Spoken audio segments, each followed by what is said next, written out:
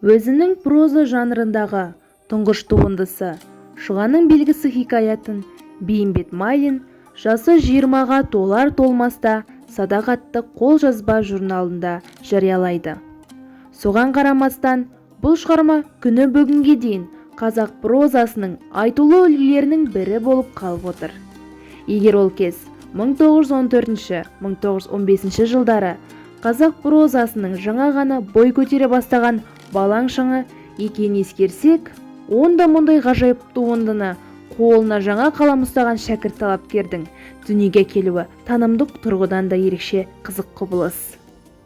Хикаятта ескі қазақ қоғамындағы кезекті мәселе әйел теңсіздігі, бірін-бірі сүйген жастардың махаббат бостандығы әңгіме болады.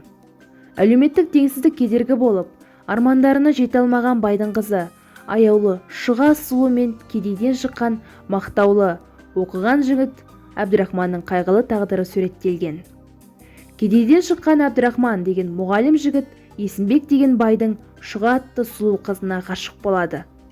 Жігітті қыз да сүйеді. Бұл әрине байларға ұнамайды. Олар жала жауып, Әбдірахманды айдатып жібереді.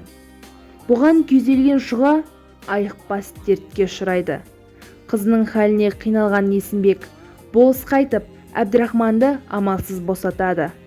Әбдірахман алып үшіп сүйікті шұғасын көруге асығып келсе, қайран ару жарық дүниемен бір жола қош айтысқан екен.